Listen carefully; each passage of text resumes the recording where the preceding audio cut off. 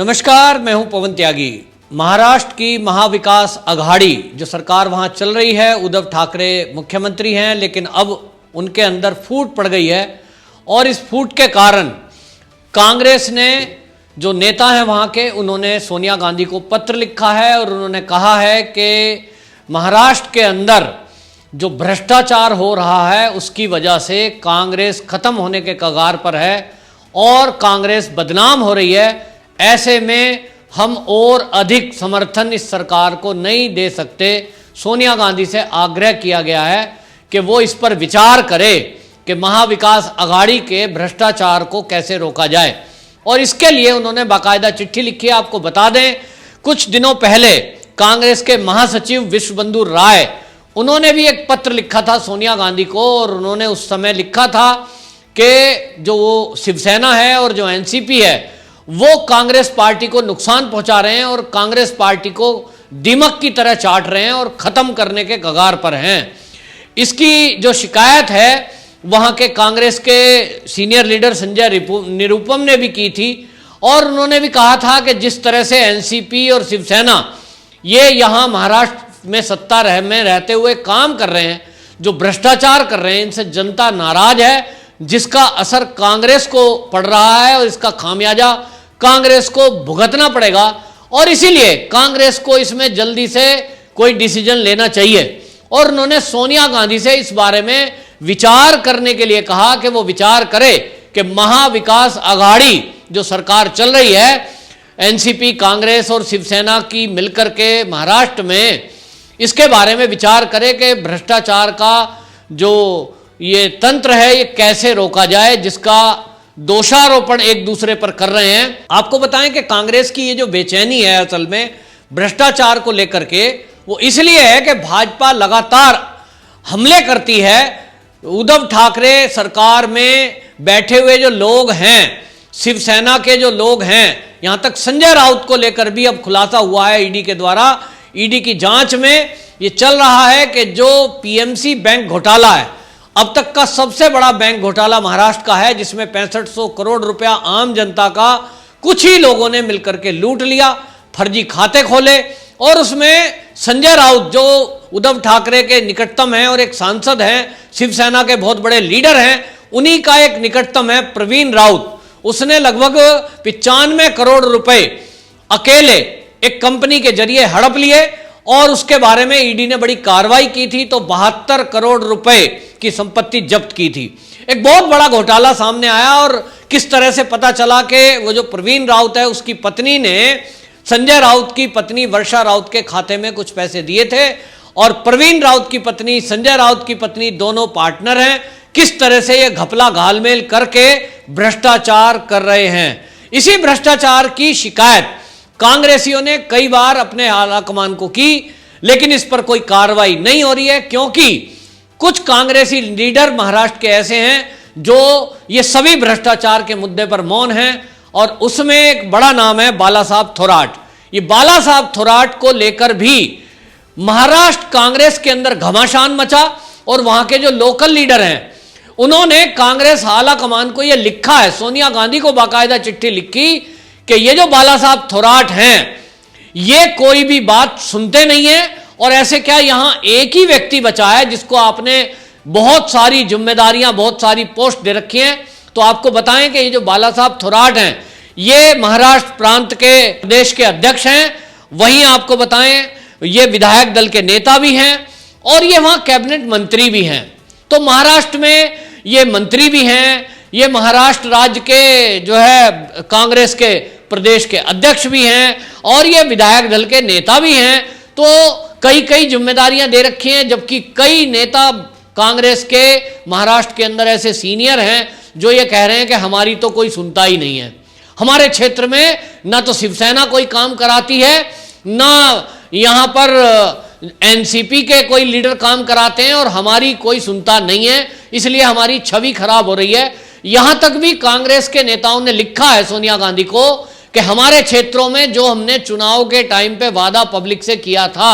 वो वादा पूरा करने के लिए जब हम याद दिलाते हैं उद्धव ठाकरे को कि उद्धव ठाकरे जी हमने अपने घोषणा पत्र में जो चीजें लिखी थी वो भी अब पूरी नहीं हो रही हैं ये मांग भी आप पूरी नहीं कर पा रहे हो, तो हम जनता के बीच में आने वाले चुनाव में कैसे जाएंगे। और आपको बताएं कि ये आगे आने वाला चुनाव, इस समय बीएमसी का चुनाव आने वाला है, कुछ दिन बाद बीएमसी का चुनाव होगा, जिसके लिए तीनों पार्टियां महाविकास अघाड़ी की अपना अपना वर्चस्व दिखाने के लिए कोशिश में हैं। लेकिन अब जो तीनों दल मिलकर के वहां सत्ता में बैठे हैं और जो भ्रष्टाचार वहां चल रहा है, उसके कारण आम जनता में बहुत किरकिरी हो रही है और इसके चलते वहां ध्यान भटकाने की कोशिश हो रही है। लेकिन एक के बाद एक उद्धव सरकार के और शिवसेना के लोग भ्रष्टाचार में लिप्त होते जा रहे हैं और उनका खुलासा होता जा रहा है। कुछ दिनों पहले आपको बताएं कि शिवसेना के और उद्धव ठाकरे के बहुत निकट मित्र हैं ये प्रताप सरनाइक, इनको ईडी ने पकड़ा था और ये इनको पकड़ा था NSEL घोटाले में, जो कि लगभग 100 करोड़ का है। ये NSEL घोटाला 100 करोड़ का, और इसमें नाम है प्रताप सरनाइक का। प्रताप सरनाइक, आप बताएं कि आपको कि केवल एक सिक्योरिटी की एजेंसी चलाते हैं और कुछ ही दिनों में इनके पास लगभग 500 करोड़ की संपत्ति इनके पास आ गई। ये संपत्ति कहां से आई? क्योंकि कुछ दिनों पहले तक ये व्यक्ति मुंबई के अंदर 3 व्हीलर चलाता था, लेकिन आज वो उद्धव ठाकरे के निकट क्या आया कि माला माल होने लगा। तो ईडी पूछ रही है कि आपके पास ये जो प्रॉपर्टी आई थोड़े ही दिनों में, इसका स्रोत क्या है, और विदेशों से भी पैसा आपके पास आया है, ये क्यों आया है, किस मद में आया है? आप एक सिक्योरिटी एजेंसी चलाते हैं, तो ये जो पेमेंट्स आ रही हैं, ये पेमेंट का जरिया क्या है? इनका देने वाले जो पेमेंट हैं, उन लोगों ने किस एवज में ये पैसे दिए हैं? इसकी पूछताछ के लिए जब ईडी ने बुलाया तो कोई संतोषजनक जवाब नहीं दे पाए, और जिसके कारण ईडी ने उनकी लगभग 78 एकड़ जमीन को कब्जा किया है, जब्त किया है, जिसको बेचकर ये घोटाला जो 100 करोड़ का उन्होंने किया था NSEL का, इसकी भरपाई की जाएगी। तो प्रताप सरनाइक को हर मुंबईकर जानता है, प्रताप सरनाइक का नाम हर शिवसैनिक जानता है, और वो इस समय उद्धव ठाकरे के परम मित्रों में है और बहुत निकट है, सारे निर्णय लेने में उनकी भूमिका होती है। ऐसे में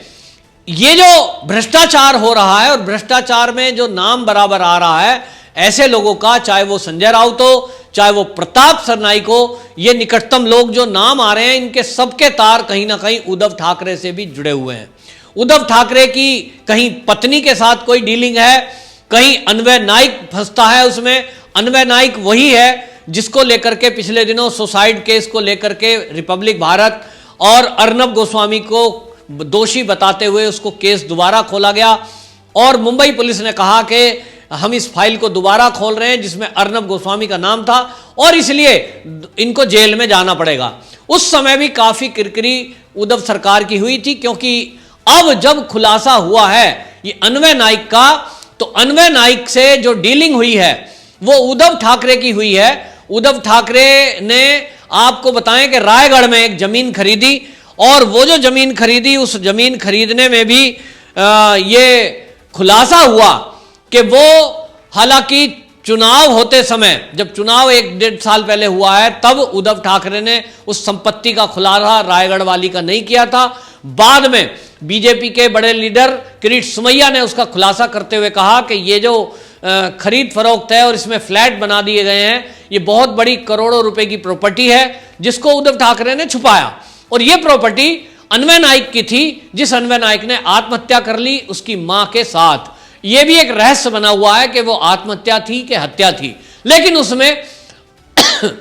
रिपब्लिक भारत के अर्नब गोस्वामी को फंसाने की कोशिश की गई। हम ये नहीं कह रहे कि वो रियल में है या फंसाया गया है, लेकिन जैसा कि अर्नब गोस्वामी कह रहे हैं कि उस केस को क्लोज कर दिया गया। ये सब जानते हैं कि फाइनल रिपोर्ट लगा दी गई पुलिस के द्वारा, और कोर्ट में वो रिपोर्ट सबमिट हुई थी कि इसमें अर्नब गोस्वामी का कोई हाथ नहीं है। उसके बावजूद भी दोबारा खोला गया। तो इस तरह से आप देखिए कि उद्धव ठाकरे वो फंस रहे हैं अन्वय नाइक की भूमि खरीद में, और यहां तक कि उनकी कुर्सी भी जा सकती है, उनको जेल भी हो सकती है, क्योंकि उन्होंने चुनाव आयोग से इस बात को छुपाया कि रायगढ़ में उनकी कोई जमीन है और वहां उनके फ्लैट हैं। तो एक बहुत बड़ा आरोप और ये चर्चा का विषय महाराष्ट्र में बना हुआ है। दूसरी तरफ उद्धव ठाकरे के ही दोस्त और बहुत निकटतम वो आपको बताऊं प्रताप सरनाइक है, जिनके ऊपर लगभग 100 करोड़ की घोटाले की घपले की ये जो है जांच चल रही है ईडी के द्वारा, और उसमें वो लगभग दोषी माने गए हैं, तभी उनकी संपत्ति जब्त की जा रही है। तीसरा नाम संजय राउत का है, जो कि अपने आप में शिवसेना के बड़े लीडर हैं और सांसद हैं, वो भी फंसते नजर आ रहे हैं, और वो पीएमसी बैंक घोटाले में फंसते नजर आ रहे हैं, जिनके तार कहीं ना कहीं परवीन राउत के जरिए इस घोटाले से जुड़ रहे हैं, जो कि 95 करोड़ का घोटाला है। ये जितने घोटाले हुए हैं, इन घोटालों को देखते हुए कांग्रेस अब बेचैन है कि मलाई मारने को मिल नहीं रही, मलाई मार रहे हैं बाकी दल, और बदनामी उनके सर लग ही रही है, क्योंकि वो महाविकास अघाड़ी दल का एक हिस्सा है। और इसलिए कांग्रेस के महाराष्ट्र के नेता बौखला गए हैं, और बौखलाहट में वो सोनिया गांधी को पत्र लिखते हैं। वो लिखते हैं कि इसके बारे में दोबारा से विचार हो, क्योंकि उनको अब पक्का लग गया है कि जितने भी घपले घोटाले महाराष्ट्र के अंदर हो रहे हैं, पब्लिक में जो उनकी चर्चा है, उसके कारण बीएमसी चुनाव में अब एक भी बंदा जीतकर इनका आने वाला नहीं है, चाहे वो एनसीपी हो, चाहे वो कांग्रेस हो, चाहे वो शिवसेना हो। हां, इसलिए ये बौखलाहट कांग्रेस के अंदर है कि हमें कुछ हाथ तो आ नहीं रहा है, हमारी चल तो रही नहीं है, सरकार में कोई हमारी सुनता नहीं है, बदनामी हमें जरूर मिल रही है। तो इस बदनामी को हम क्यों सहें? महाराष्ट्र के जो लोकल लीडर हैं वो बेचैन हैं, वो परेशान हैं, और इसके कारण मैं आपको बताऊं, उन्होंने दबाव बनाया बाला साहब थोराट के ऊपर भी कि आप भी इसके खिलाफ आवाज उठाइए। लेकिन शायद बाला साहब थोराट को मैनेज कर लिया गया है एनसीपी और शिवसेना के द्वारा, इसलिए वो आवाज नहीं उठाते हैं। तो महाराष्ट्र के कांग्रेस के लीडरों ने अब बाला साहब थोराट के ऊपर ही सवाल उठा दिया कि एक ही व्यक्ति के पास 3-3 जिम्मेदारी हैं, लिहाजा ये यहां आवाज नहीं उठा पा रहे हैं। तो केंद्रीय जो हमारा जो सोनिया गांधी है, केंद्रीय प्रतिनिधिमंडल, वो इस पर विचार करे। और इसको लेकर के जब नाराजगी देखी बाला साहब थोराट ने, तो उन्होंने अपना इस्तीफा सोनिया गांधी को दिया है, और वो इस्तीफा उन्होंने ना तो मंत्री पद से दिया, ना उन्होंने विपक्षी दल के नेता से दिया, वो उन्होंने दिया है महाराष्ट्र राज्य के कांग्रेस के अध्यक्ष पद से, जिसको लेकर सोनिया गांधी नाराज भी हुई है कि ये इस्तीफा आपको ऐसे नहीं देना चाहिए था। लेकिन वो महाराष्ट्र की जो कांग्रेस इकाई है, कांग्रेस के जो लीडर हैं, उनके विरोध के चलते ये इस्तीफा देने को मजबूर हुए। और ये सब बता रहा है कि ये कांग्रेस का एक ड्रामा है, और ये ड्रामा केवल और केवल घोटाले और घपले भ्रष्टाचारों के आरोपों से बचने के लिए है, ताकि कल को ये लोगों के बीच जाएं और ये कहें कि साहब हम तो बहुत ही अलग हैं, हम तो कभी भ्रष्टाचार में लिप्त थे ही नहीं, और हमने तो पहले ही इस्तीफे दे दिए थे। इस तरह का ड्रामा रचने की कोशिश ये कांग्रेस के महाराष्ट्र के नेता करने की कोशिश कर रहे हैं, जबकि जनता सब समझ रही है कि मिलकर के घोटाला भी कर रहे हैं, मिलकर के घपला भी कर रहे हैं, भ्रष्टाचार में लिप्त भी हैं, लेकिन अपने आप को अलग दिखाने की कोशिश कर रहे हैं, जो ये कोशिश नाकाम होगी। क्योंकि अगर कांग्रेस ने शिवसेना सरकार से, उद्धव सरकार से समर्थन वापस नहीं लिया, तो यह सिद्ध हो जाएगा कि कांग्रेस भी शिवसेना के और एनसीपी के भ्रष्टाचार में शामिल है, वरना इस ड्रामे का कोई मतलब नहीं रह जाएगा। वंदे मातरम।